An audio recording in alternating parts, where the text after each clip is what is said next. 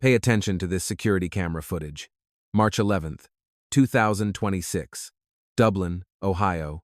2:14 and 7 seconds in the morning. On the left side of your screen, the camera captures a quiet, sun-bleached living room in a high-end suburban estate. You see a woman, 58-year-old Sarah Miller, asleep on a navy blue velvet sofa. She is tucked under a thick, cream-colored woolen blanket, her breathing steady and peaceful.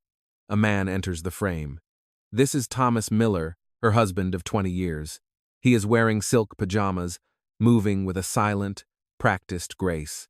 He approaches his sleeping wife. He leans down and kisses her gently on the right side of her neck, then lingers for 3 seconds to adjust the pillow beneath her head. To anyone watching this 14-second clip, it is the portrait of a devoted husband checking on the woman he loves.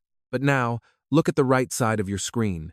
3 hours and 3 minutes later, 5:17 in the morning, the same living room, but the cream-colored blanket is now heavy and dark with deep crimson stains. The camera captures a scene of total chaos. Thomas Miller is on his knees, his face red and contorted, screaming into a telephone. His voice, recorded by the 911 dispatcher, is a jagged edge of grief and panic. He tells the operator that someone broke in while he was asleep upstairs. He tells them his wife has been murdered. This 30-second clip of a man in the throes of absolute despair was broadcast on every local news station in the state of Ohio. Most people saw a tragedy. They saw a pillar of the community whose world had been shattered in a single night of random violence. Wrong. What you are looking at is not a tragedy. It is a masterpiece of performance art. In the next few minutes, I am going to show you how that moment of tenderness at 2:14 in the morning became the primary piece of evidence in a capital murder trial. Because Thomas Miller wasn't kissing his wife, he was using his lips to locate the exact pulse point of her carotid artery. He was marking a target in the dark so that 3 hours later, his hands would not miss. This is the story of the Miller family, a marriage built on 20 years of lies, a fortune built on the exploitation of the vulnerable, and a security camera that recorded a ghost 3 months before a single drop of blood was spilled. The investigation began at 5:25 in the morning, when the first units from the Dublin Police Department arrived at the Miller residence. The house was located in an exclusive gated community where the nearest neighbor was over 300 feet away, separated by manicured lawns and stone walls. The first responding officer found the front door standing wide open. He stepped into a foyer that smelled of expensive candles and copper. In the living room, he found Thomas Miller huddled over his wife's body, his white silk pajamas soaked in blood. The officer noted that the room looked like a battlefield.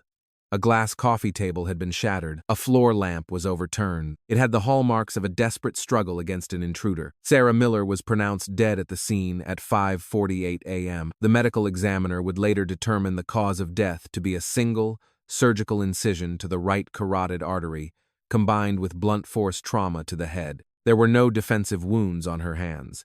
This suggested she was either unconscious or completely incapacitated when the fatal blow was struck. To the detectives standing in that living room, it looked like a home invasion gone wrong. They saw a grieving husband who was a respected inheritance attorney and a victim who was a beloved retired teacher.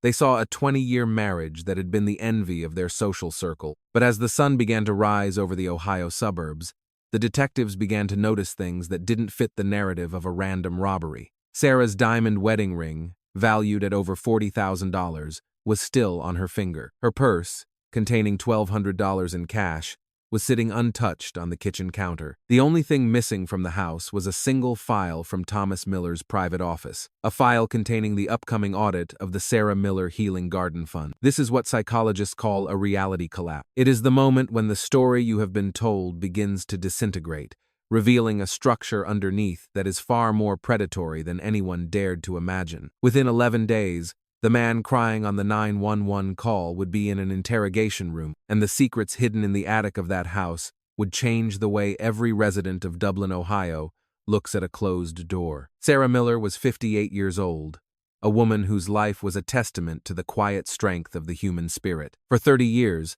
she had been a preschool teacher in the Dublin city schools, the kind of educator whose name was spoken with a specific type of reverence by 3 generations of families. She was a woman of routines, of gentle hands, and of an bottomless capacity for empathy. After retiring, Sarah didn't disappear into the quiet life of leisure. Instead, she took her life savings, nearly $400,000, and established the Sarah Miller Healing Garden Fund. It was a sprawling, sensory-rich sanctuary designed specifically for children with autism, a place where the world finally made sense for those who struggled with its noise. Sarah had also just achieved something remarkable.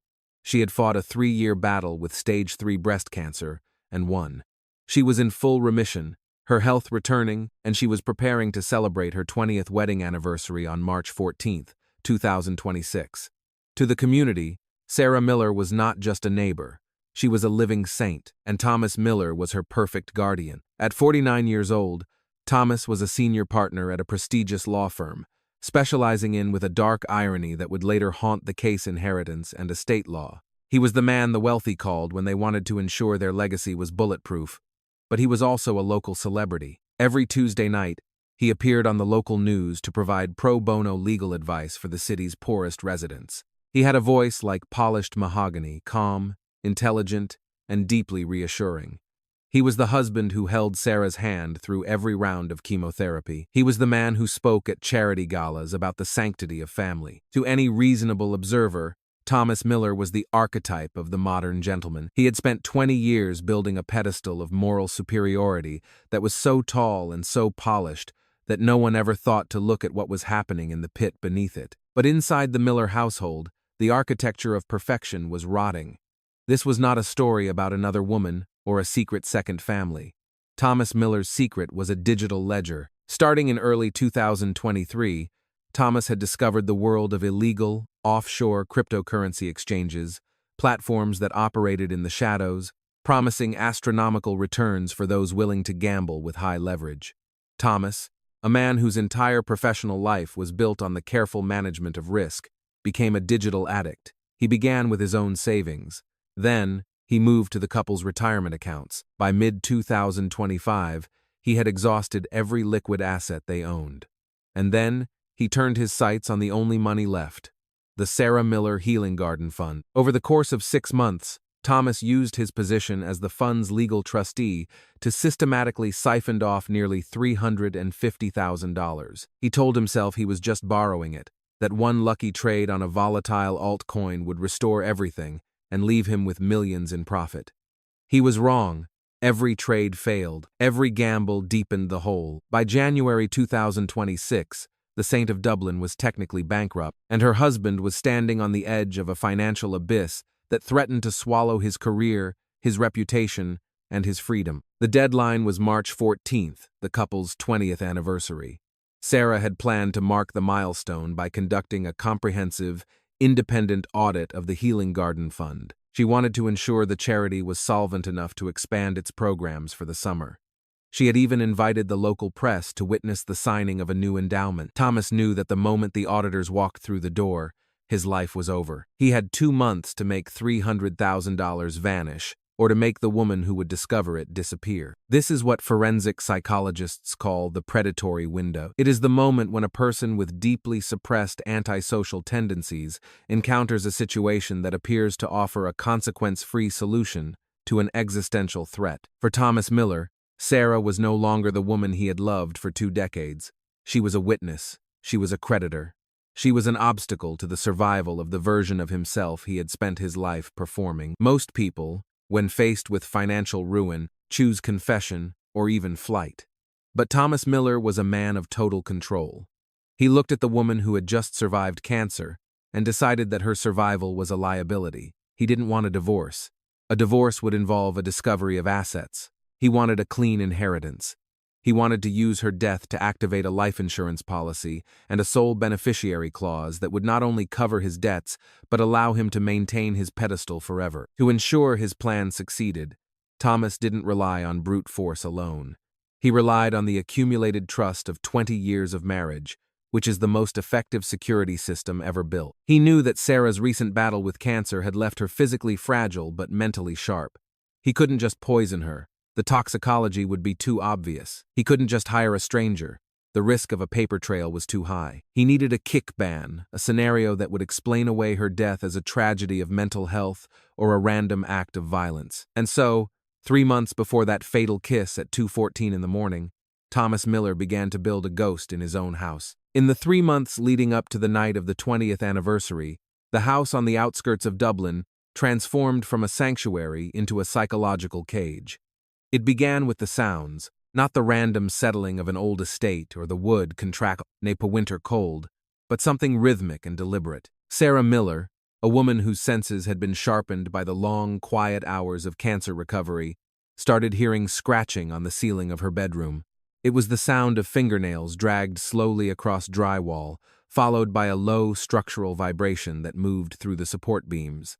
At first, she mentioned it to Thomas. His response was immediate and dismissive, delivered with the practiced reassurance of a man who had been her protector for 20 years. He told her it was rats in the insulation or perhaps raccoons getting into the foundation. But as the weeks passed, the sounds evolved into footsteps heavy, uneven thumps that happened only when Sarah was home alone and Thomas was away at his law firm. Thomas Miller was an expert in the language of authority. He did not just tell Sarah she was wrong. He began to systematically dismantle her trust in her own perception, a process psychologists call gaslighting. He contacted her oncologist, expressing grave concern that the high-dose chemotherapy Sarah had completed had caused permanent cognitive impairment, often referred to as chemo brain. He told her friends and family that Sarah was struggling with a profound post-cancer depression, making her prone to auditory hallucinations and paranoia.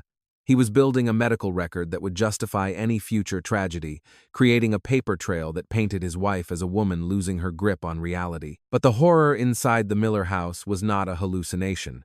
It was a person. To understand how Thomas Miller constructed this haunting, we have to look at the predatory window he opened in late 2025. As an inheritance attorney, Thomas frequently interacted with the fringes of society, those without heirs, without documentation, and without anyone to look for them. He found a man named Arthur Vance, a homeless individual suffering from severe untreated schizophrenia who lived behind an abandoned warehouse. Thomas managed for his firm. Thomas did not see a human being in pain. He saw a tool for absolute control. Under the guise of a charitable experiment, Thomas moved Arthur into the cramped, unfinished attic space of the Dublin estate. The attic was accessible only through a hidden pull-down ladder inside Thomas's locked private office, a room Sarah never entered. For 90 days, Thomas kept Arthur in a state of stasis, providing just enough food and water to maintain his endurance while keeping him in total isolation. Thomas manipulated Arthur's medication, causing him to become active and agitated only during specific windows of time, primarily when Thomas was at work and Sarah was alone in the house. Sarah would be in the kitchen or the garden and hear the floorboards creak directly above her head. She would find doors unlocked that she knew she had latched. She would wake in the middle of the night to the sound of something heavy being dragged across the attic floor. Yet when she called Thomas to come home, he would search the house and find nothing. He would hold her while she shook, whispering that she was safe, that it was just the shadows of her own mind. He was using a broken man to break his wife, turning his own home into a theater of the macabre where he was the only one who knew the script. The psychological architecture of this plan was surgical. By early March, Sarah Miller was a shadow of herself. She was terrified of her own house, isolated from her friends by Thomas's protective warnings, and beginning to wonder if she truly was losing her mind. This was the reality collapse. Thomas intended a state where Sarah would be seen by the community as a fragile, mentally unstable woman. If she were to accidentally fall, or if a mysterious intruder were to attack, her previous claims of ghosts and footsteps would be dismissed as the ramblings of a sick woman. Thomas had managed to keep this secret for 3 months, maintaining the attic with a precision that bordered on compulsion. He used industrial-grade odor neutralizers and retrofitted the ventilation himself to ensure no scent of Arthur's presence ever reached the main floors. He believed that as long as he controlled the door to the attic, he controlled the truth, but he was blinded by his own arrogance. He believed he was too smart to leave a trace, forgetting that in the modern world, even the most mundane objects are constantly recording the presence of the living. As the 20th anniversary approached, Thomas Miller stood at the center of a web he had woven with absolute care, unaware that a single digital heartbeat was about to expose the monster hiding in plain sight. The date arrived like a slow-moving storm front. March 14th, 2026. To the residents of Dublin, Ohio, It was supposed to be a day of celebration, the 20th wedding anniversary of the city's most perfect couple, and the official expansion of the Healing Garden Fund. The audit was scheduled to begin at 9 o'clock the following morning. For Thomas Miller, the clock was no longer ticking. It was screaming. He had spent months constructing a haunting, gaslighting his wife, and hiding a man in his attic, all to ensure that when the end came, it would look like anything other than a cold-blooded calculation by an inheritance attorney. We return to the security footage from the living room at 2:14 in the morning. This is the moment Thomas Miller believed would be his alibi. He is seen leaning over the sleeping Sarah, his lips touching her neck in a gesture that the public would later call heartbreakingly tender. In reality, Thomas was performing a physical calibration. He was a man of law and logic, and he knew that for a single, surgical incision to be effective in the dark, he needed to know the exact placement of the carotid artery. He was feeling for the heat of her life through his lips, ensuring his hands would not falter when he returned 3 hours later. After the kiss, he adjusted her pillow not for her comfort, but to tilt her head at the precise angle required for the strike he had practiced in his mind for weeks. At 3:45 in the morning, the silence of the Miller estate was shattered. While the details of the struggle remained sealed in a redacted medical examiner's report to spare the family, the physical evidence in the living room told a story of a desperate, final fight. The glass coffee table was pulverized. Sarah, weakened by her battle with cancer but fueled by a final, instinctive surge of adrenaline, fought back. Thomas had anticipated a quiet, pharmaceutical end, but reality is rarely as clean as a legal brief. In the darkness and the chaos of the living room, Thomas Miller, the man who believed he was the smartest person in any room, made the one mistake that would lead to his undoing. Thomas was a meticulous planner. He had disabled the interior motion-activated cameras. He had ensured the man in the attic, Arthur Vance, was agitated and making noise to provide a secondary layer of intruder evidence. He had even worn a pair of oversized shoes he had stolen from a local gym to leave foreign footprints in the foyer. But he had overlooked a small silver appliance sitting on the granite countertop in the kitchen, a high-end, smart coffee maker. The device was an Internet of Things miracle, connected to the house's local area network and synced to a dedicated app on Thomas's smartphone. It was programmed to track Sarah's morning routine, which usually began at 7:30. However, the cloud logs retrieved by the Digital Forensics Unit of the Ohio State Highway Patrol revealed a startling anomaly. At exactly 3:45 and 12 seconds in the morning, the height of the struggle in the living room, the machine had been remotely triggered to brew a double espresso. Why would a man in the middle of a struggle want a coffee? He didn't. During the physical confrontation with Sarah, Thomas's smartphone was in his pajama pocket. As they fell toward the glass table, his body weight pressed against the screen, and his thumb, or perhaps Sarah's hand as she reached for a weapon, unlocked the phone and made a single, accidental contact with the coffee maker's mobile interface. The machine whirred to life in the empty kitchen, its internal clock, recording a digital heartbeat that Thomas never heard over the sound of his own heavy breathing. When detectives first interviewed Thomas, he claimed he had been fast asleep upstairs until he heard a crash at 5:15 in the morning. He claimed he ran downstairs to find his wife already dead. But the coffee maker's data told a different story. A double espresso command requires a Bluetooth or Wi-Fi handshake from a specific device. That device was the phone found in Thomas Miller's hand when the police arrived. The machine had recorded the exact second the struggle reached its peak. Even more damning was the smart home history. Sarah Miller never drank double espressos. She was a herbal tea drinker due to her post-cancer dietary restrictions. The app was registered solely to Thomas. The digital footprint was surgical.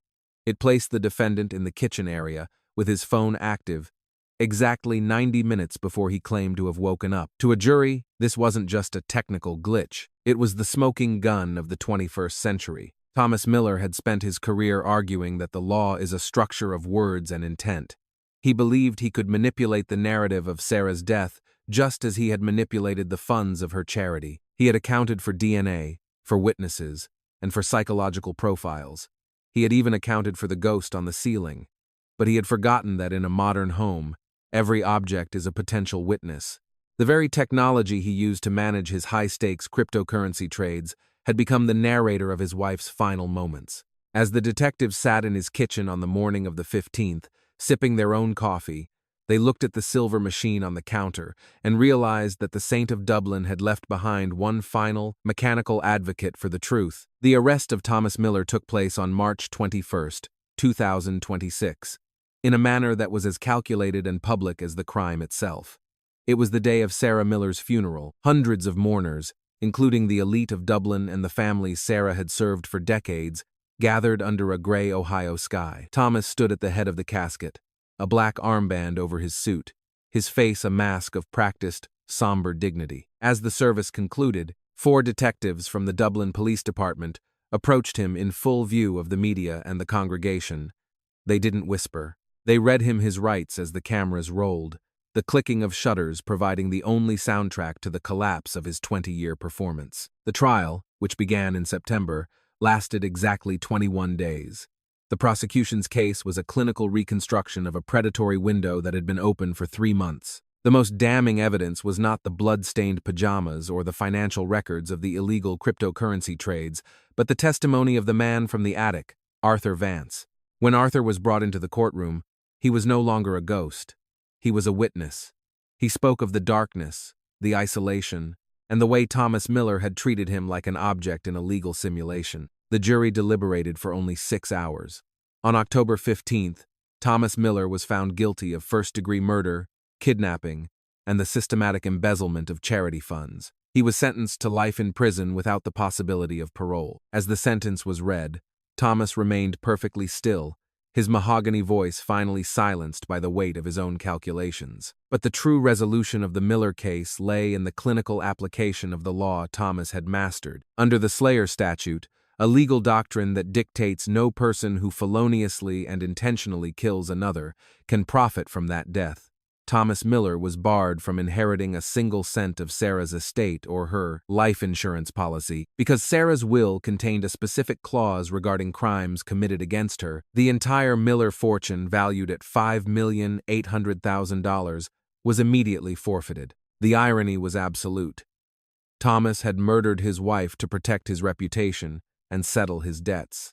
Yet he ended up with nothing but a life sentence in a 6-by-9-foot cell. The estate was used to establish the Sarah Miller Center for Neurodiversity and Trauma Support. The center was built on the very lot where the Miller house once stood, after the residence was demolished in late 2026. Arthur Vance, the man Thomas had sought to use as a tool of destruction, was the first resident of the new facility, receiving the long-term, compassionate care that Sarah would have wanted for him. Sarah Miller died, believing her home was haunted and her mind was failing, a final cruelty inflicted by the man she trusted for 20 years. But through a digital heartbeat from a smart coffee maker and the survival of a man hidden in an attic, she got the last word. The money that was supposed to be torn apart by greed instead became a sanctuary for the vulnerable.